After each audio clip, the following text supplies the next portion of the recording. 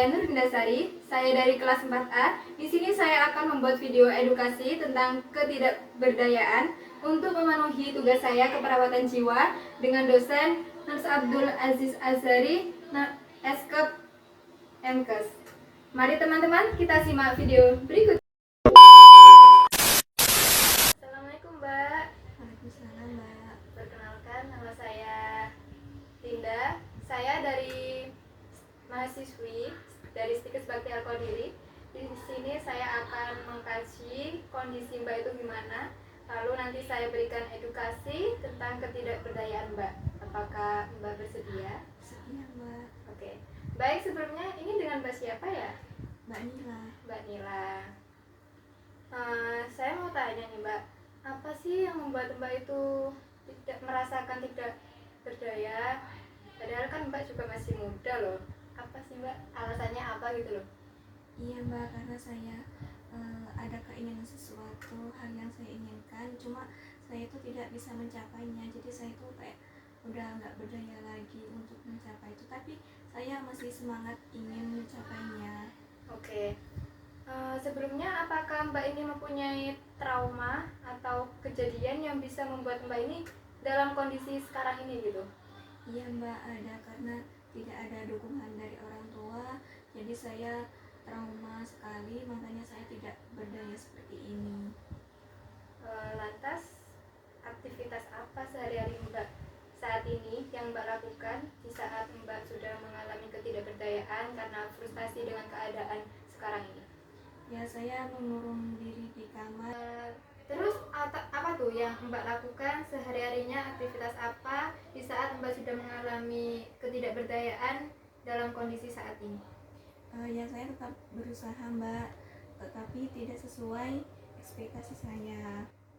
Terus dari pihak keluarga sendiri atau lingkungan Mbak itu ada nggak tuntutan Mbak itu harus begini untuk mewujudkan sebuah ini gitu loh? Iya, Mbak, ada dari orang tua. Jadi orang tua saya tuh menuntut saya harus jadi begini, sedangkan saya kemampuan saya itu tidak di bidang itu. Jadi saya itu terbebani di situ, makanya saya kayak merasa tidak kepercayaan itu. Oh, jadi ada tuntutan ya dari pihak keluarga? Iya, Mbak, ada. Terus Mbak pasti stres kan? Iya, Mbak, mengalami stres juga. Iya. Apa tuh hal apa yang sangat identik, yang sangat kuat membuat Mbak itu berpikir keras sehingga Mbak itu stres sampai frustasi dan tidak berdaya seperti sekarang?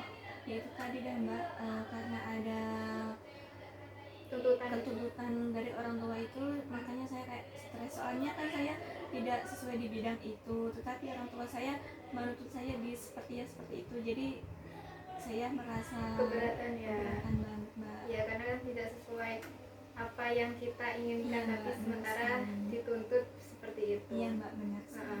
Terus dari segi coping, ada nggak keluarga Mbak itu yang mendukung banget Mbak itu walaupun dalam keadaan sekarang tidak berdaya, Mbak harus tetap semangat untuk menggapai cita-citanya gitu, apa yang diinginkan gitu? Iya, ada sih, Mbak. Ya, orang tua tadi, cuman yang dituntut itu tidak sesuai keinginan saya gitu. Iya. Tapi dalam sisi lain saya harus memberikan sesuai apa yang orang tua minta. Jadi memberikan yang terbaik lah buat orang tua, meskipun saya tidak bisa menggapai apa yang diinginkan orang tua.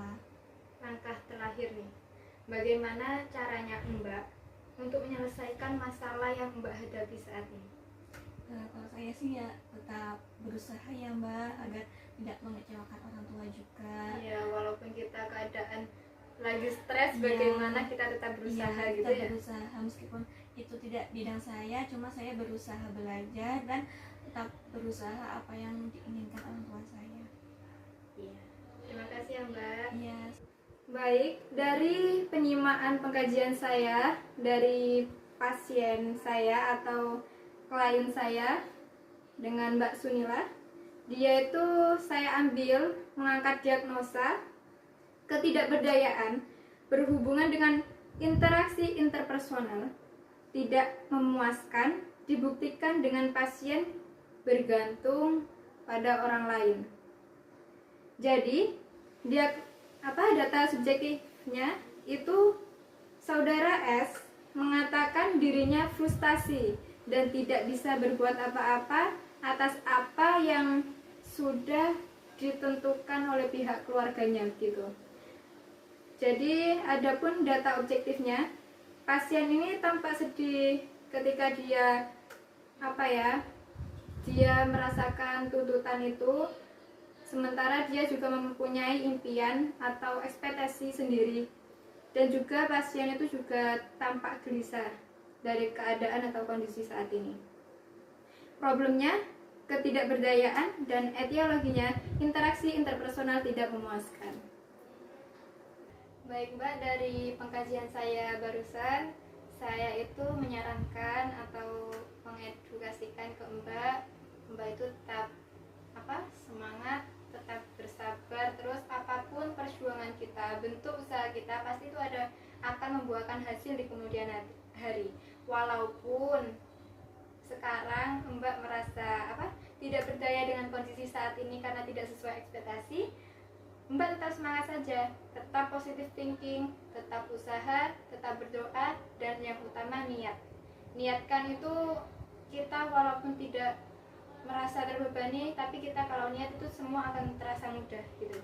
Iya Mbak, baik. Dan Mbak itu juga harus mengingat karena keluarga itu kan juga sangat membutuhkan Mbak. Iya Mbak. Jadi itu Mbak itu berarti sangat dipercaya sama keluarga, Mbak mampu bisa melakukan semua itu. Iya Mbak, terima kasih ya. Iya, tetap semangat ya Mbak. Iya Mbak. Oke, terima kasih. Assalamualaikum. Waalaikumsalam.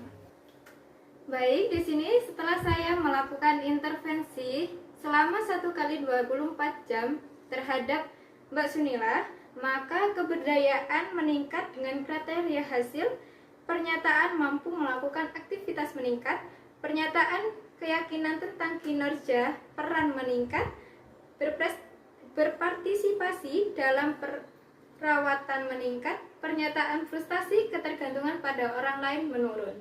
Jadi di sini memiliki kriteria hasil yang baik. Mbak Sunila mampu dan semangat kembali untuk bangkit dari ketidakberdayaan. Terima kasih. Video edukasi ini semoga bermanfaat. Saya Nurindasari undur diri. Wassalamualaikum warahmatullahi wabarakatuh. Audio Jungle.